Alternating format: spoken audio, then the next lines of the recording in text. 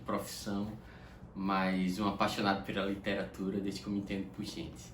Eu vim aqui no Texto e Contexto, a convite do Alexandre Santos, dono do canal, falar um pouco sobre literatura, sobre livros. E eu, como primeiro livro, gostaria de apresentar a vocês Arsène Lupin, O Ladrão de Casacas, de Maurice Leblanc. Bem, antes de qualquer coisa, quem é Arsène Lupin? Aliás, como foi que ele surgiu?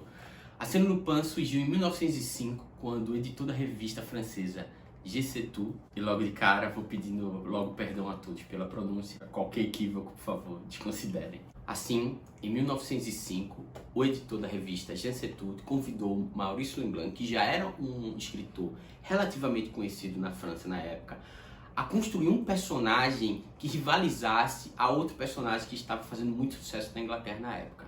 Ninguém menos que Sherlock Holmes. Logo, foi assim que surgiu Arsène Lupin.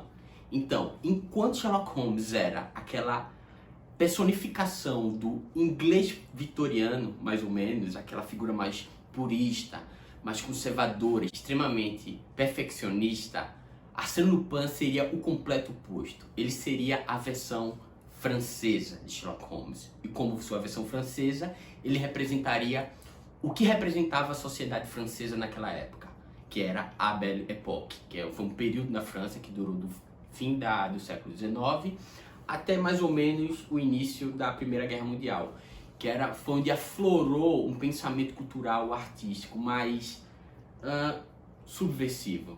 E é exatamente isso que Arsène Lupin era: subversivo, zombeteiro, anti-sistema. Um ladrão, totalmente oposto de Sherlock Holmes, que era o detetive.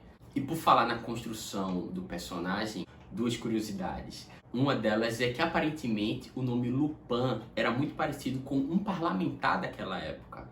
Isso criou um certo conflito, pelo menos esse é o boato, que o parlamentar não gostou dessa história e processou Maurice Leblanc. Porém, nós imaginamos que, se não for mentira esse boato, claramente não deu muito certo o processo do parlamentar, uma vez que até hoje nós temos Arsène Lupin.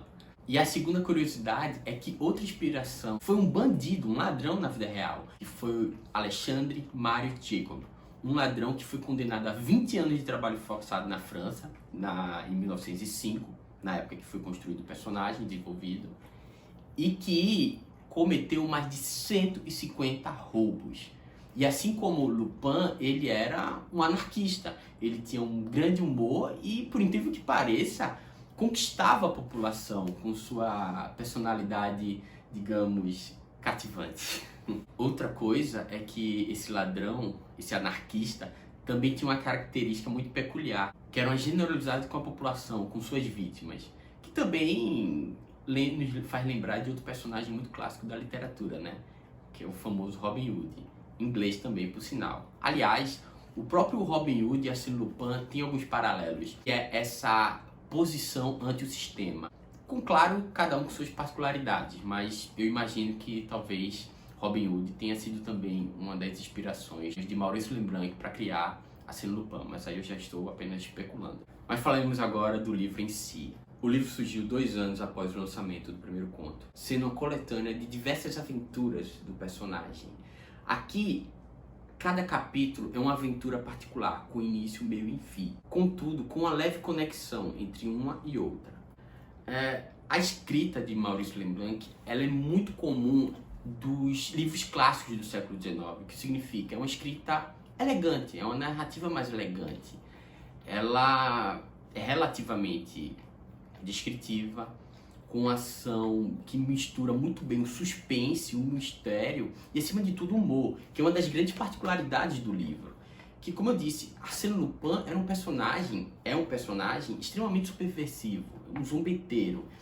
Ele, muito mais do que o ato de roubar as obras em si, ou cometer um ato de furto, o que ele busca é humilhar suas vítimas, que são escolhidas a dedo.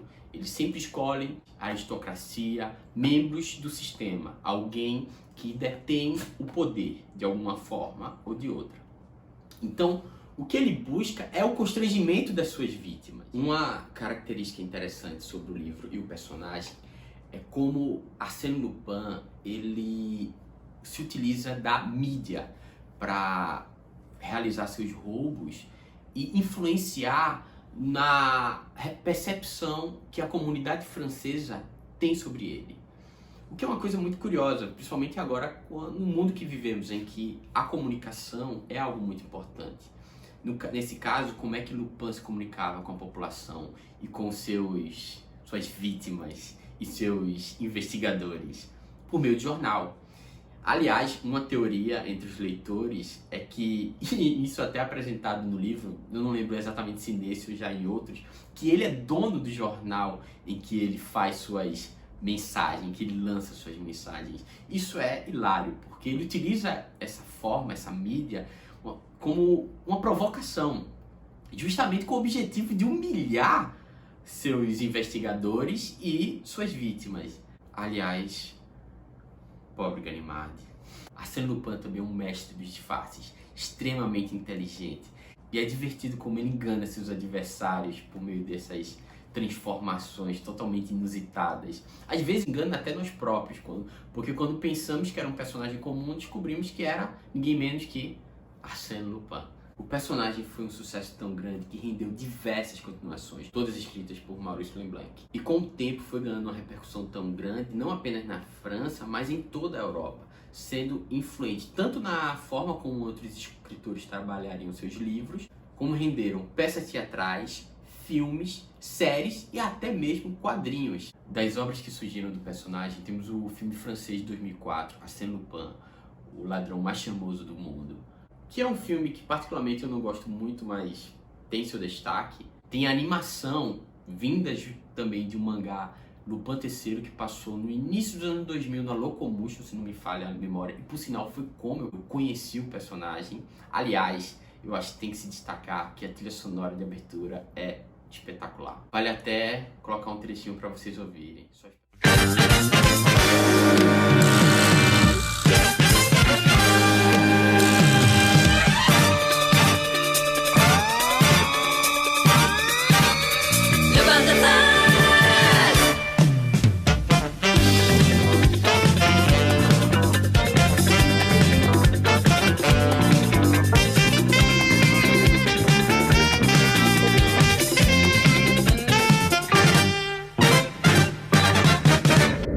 Falando da animação Lupin III, há um filme na Netflix dirigido por ninguém menos do que o grande mestre da animação japonesa, Hayao Miyazaki, ou seja, indispensável. E ainda da Netflix, a série Lupin, que eu também tenho minhas críticas. Entretanto, foi graças a ela que tivemos o grande boom de popularidade que o personagem ganhou recentemente. Aliás, essa edição que eu tenho aqui em mãos, eu passei anos para encontrar. E só em meados de 2013, 2014 foi que eu finalmente consegui um livro do personagem.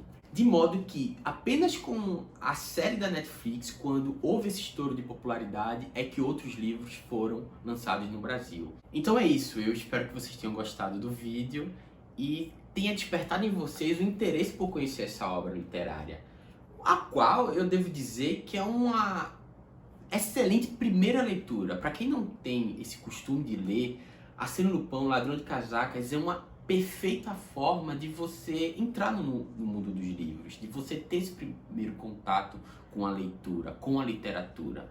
É um livro muito simples, por ser uma narrativa dividida em capítulos cujo cada um são contos, então facilita bastante o primeiro leitor a acompanhar a história.